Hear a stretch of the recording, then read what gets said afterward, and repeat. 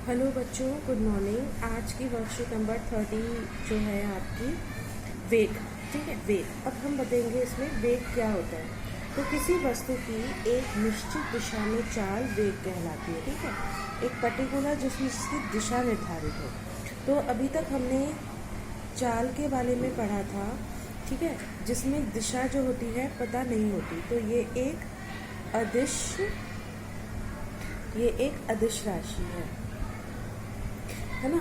लेकिन जो वेग है वो एक निश्चित दिशा बताती है, इसीलिए ये एक सदिश राशि है। वेग एक निश्चित दिशा में होती है। अच्छा, जिसे चाल की तरह इसे भी हम v से ही डिनोट करते हैं। चाल को भी v से डिनोट करते थे, इसको भी हम v से डिनोट करते हैं। और वेग का जो फॉर्मूला होता है वह होता है विस्थापन तथा समय यानी कि स्मॉल d और विस्थापन यानी कि स्मॉल s। अब आप देखेंगे कि जो हमने कल चाल पढ़ी थी, तो चाल का फॉर्मूला क्या था? v इज इक्वल टू दूरी तथा लिया गया समय। और यहाँ पे वेग का फॉर्मूला है v इज इक्वल टू विस्थापन अपॉन लिया गया समय। ये दोनों में ये डिफरेंस है। अब आपने देखा था, अगर किसी चीज़ में दूरी है, मैंने कल बताया था कि दूरी और विस्थापन में क्या अंतर होता है कि दूरी हमेशा कोई ना कोई वैल्यू होगी, लेकिन विस्थापन 0 भी हो सकता है। इसलिए चाल कभी भी इसका मान जो है शून्य, कभी भी इसका मान शून्य नहीं हो सकता, और इसका मान शून्य हो सकता है।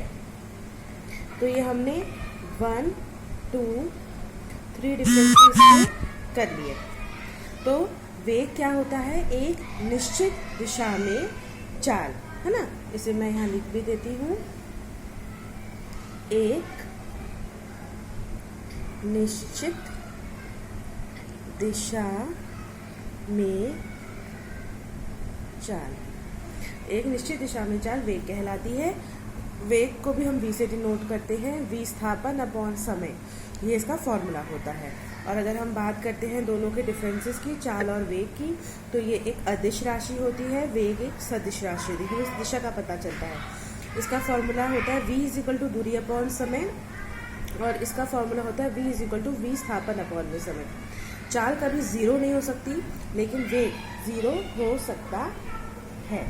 ठीक है, तो सेम, तो इसका जो मात्रक है बेटा, इसका मात्रक भी क्या होगा? मीटर प्रति सेकंड, एज सेम एज चाल। ठीक है, जैसे यदि आप अपने घर से स्कूल और उसी रास्ते से वापस स्कूल की दूरी 10 मीटर तय करते हैं, तो आपकी चाल तो होगी, लेकिन विस्थापन क्या होगा? 0 होगा। मैंने आपको कल उस गार्डन का एग्जाम्पल दिया था ना। जैसे ये भी बता रहे हैं कि आपका यह मानिए घर, ठीक है, ये आपका मानिए,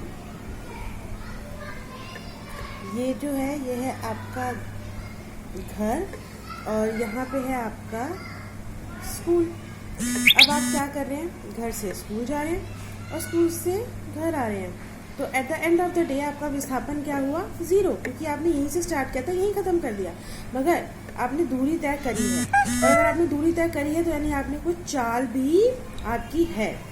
तो जो चाल है वो तो है, यानी कि आपने चाल तो है, लेकिन आपका जो विस्थापन है वो क्या है? 0। यानी इस कंडीशन में जो वेग होगा वो भी हो जाएगा 0। क्लियर? अच्छा, अब क्या होता है? औसत वेग भी होता है। औसत वेग यानी कि जब भी कोई वस्तु चलना शुरू करती है तो उसकी चाल समय के हिसाब से बदलती रहती है। तो कभी कभी उसने जब आरंभ किया होता है उसकी चाल कुछ और होती है, और जब वो अंत में पहुंच जाती है तो उसकी चाल कुछ और होती है। तो आरंभिक चाल को हमने u से डिनोट करा, ठीक है, और अंतिम वेग को हमने v से डिनोट करा। ठीक, तो ये स्टार्टिंग में क्या थी? उसकी वेग क्या था स्टार्टिंग में? आरंभिक वेग, और एक था आपका अंतिम वेग। अंतिम वेग यानी कि v और आरंभिक वेग यानी कि u। ठीक है, तो अब एक ही वस्तु है, स्टार्टिंग में इसका वेग इतना था, लेकिन जब अपने पॉइंट पे पहुंची तो उसका वेग इतना था। तो उसका जो औसत वेग कैसे निकालेंगे हम? औसत वेग यानी कि एवरेज जो होगी वो होगा उसका औसत वेग इज इक्वल टू आरंभिक वेग जमा अंतिम वेग भाग कर देंगे, इसका औसत निकाल लेंगे। यहाँ तक आपको आज समझ में आया हमने क्या करा? एक बार और रिकैपिचुलेट करवाती हूँ आपको। आज हमने वेग पढ़ा, एक निश्चित दिशा में चाल, इसकी एक दिशा होती है जिसका फॉर्मूला होता है विस्थापन अपॉन समय। इसको भी हम चाल की तरह v लिखते हैं क्योंकि ये भी एक तरीके की चाल ही है, बस इसमें दिशा निर्धारित होती है। अब चाल और वेग में हमने डिफरेंस पॉइंट्स करे कि चाल एक अदिश राशि है, वेग एक सदिश राशि है। v का फॉर्मूला दूरी अपॉन समय, वेग का फॉर्मूला विस्थापन अपॉन समय। चाल शून्य हो सकती है, वेग शून्य कभी नहीं हो सकता। और हमने देखा, ये तो आपको एग्जाम्पल से समझाया गया था, इसका SI मात्रक भी मीटर प्रति सेकंड होता है। उसके बाद जब भी कोई वस्तु चलना शुरू करती है तो वो उसका आरंभिक वेग होता है, लेकिन जब वो गंतव्य पे पहुंच जाती है तो उसके वेग में डिफरेंस हो सकता है, तो वो क्या होता है हमारा v। तो औसत वेग कितना होगा? आरंभिक वेग जमा अंतिम वेग डिवाइडेड बाय 2।